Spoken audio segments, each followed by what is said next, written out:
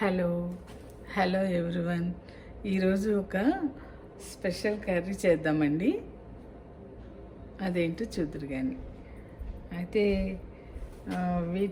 వాటికి కావాల్సిన ఇంగ్రీడియంట్స్ చూపిస్తాను.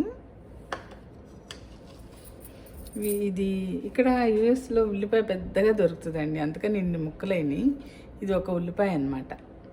ఒక ఉల్లిపాయ కట్ చేసి పెట్టుకున్నాము. ఇది పాలకూర ఏమో మిక్సీకి వేసి పెట్టుకున్న పాలకూర అన్నమాట.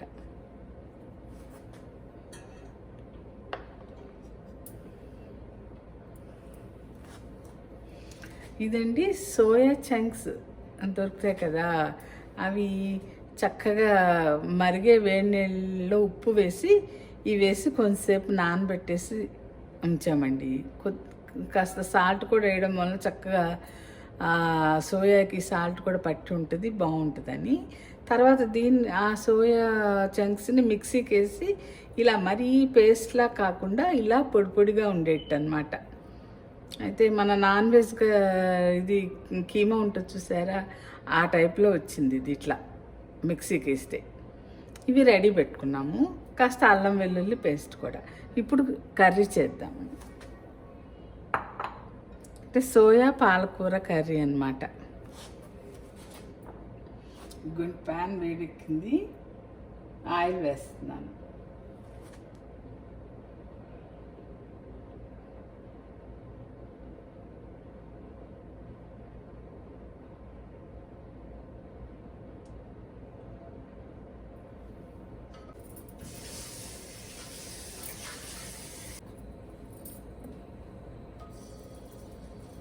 ఆయిల్ వేడెక్కిందండి, ఉల్లిపాయలు వేసేస్తున్నాను.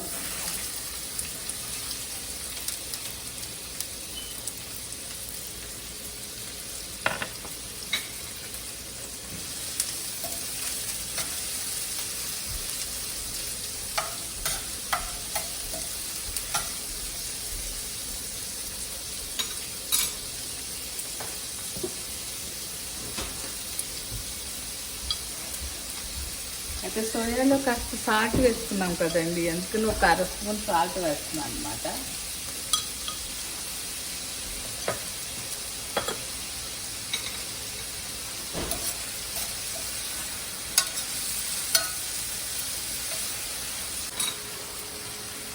క్లీనింగ్ ఐటమ్స్ గురించి ఇంతకుముందు వీడియో చేశాను.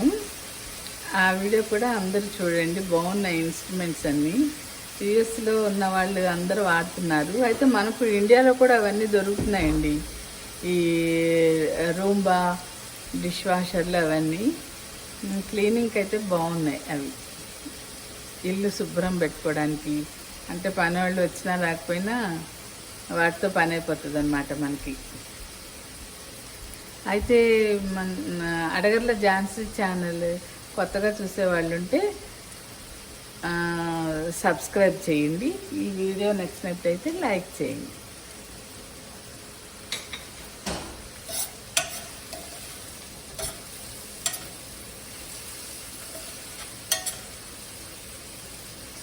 ఉల్లిపాయ బాగా మగ్గాలండి, కాసేపు ఉంచుదాం అలా.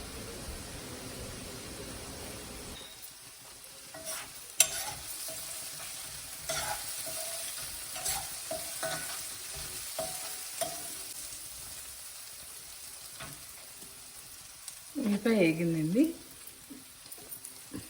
ఒక స్పూను అల్లం వెల్లుల్లి పేస్ట్ వేస్తున్నాను.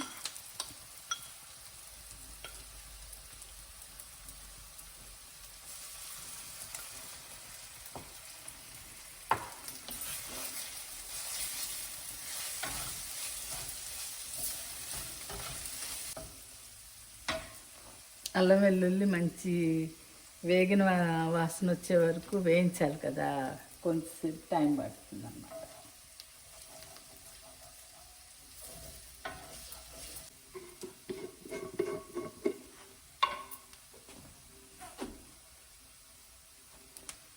చిన్న స్పూన్ కదండి, ఒక అర స్పూన్ పసుపు వేస్తున్నాను.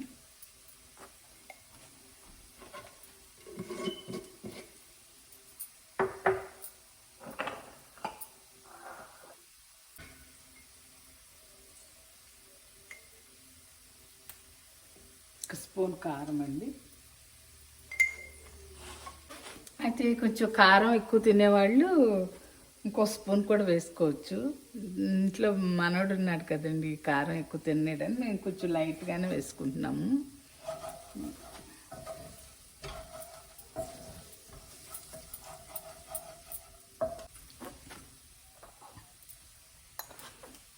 ఇప్పుడు ఇది సోయా వేసేద్దామండి.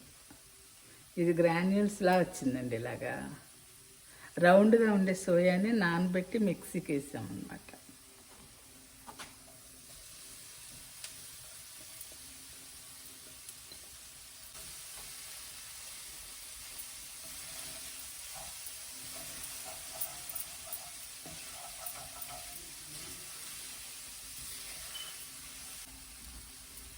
కొంచెం ఆయిల్ వేస్తామండి, తగ్గింది కొద్దిగా.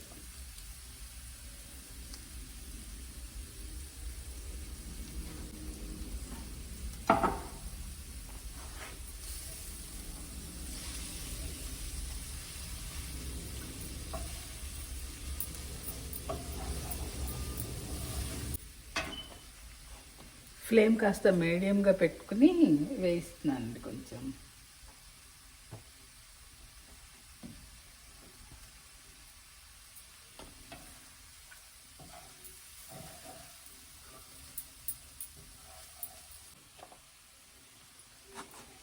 ఇప్పుడు ఈ పాలకూర పేస్ట్ వేసేద్దాం.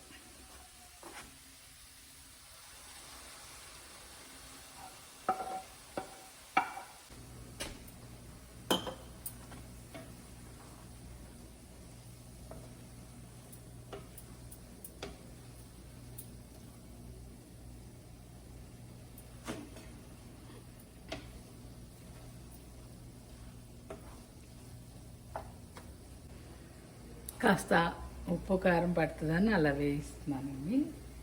తర్వాత కొంచెం నీళ్ళు పోసి ఉడికించేద్దాం అన్నమాట.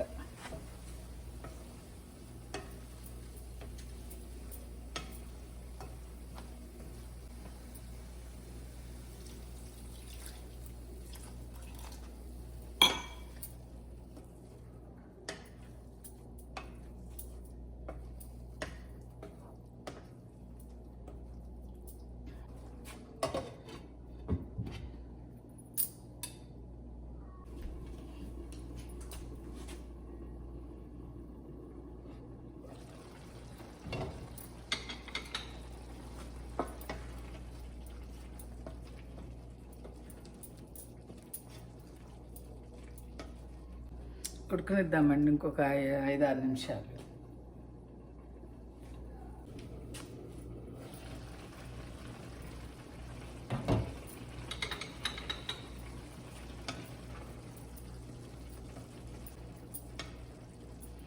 ఇంకా కొంచెం నీళ్ళు పోసానండి. పాలకూర కొంచెం బాగా ఉడికితేనే టేస్ట్ బాగుంటుంది కదా.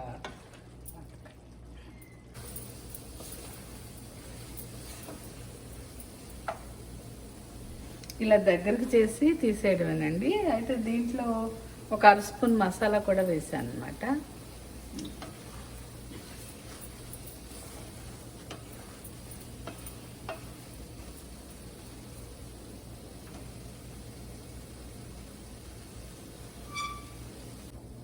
సోయా పాలకూర కర్రీ రెడీ.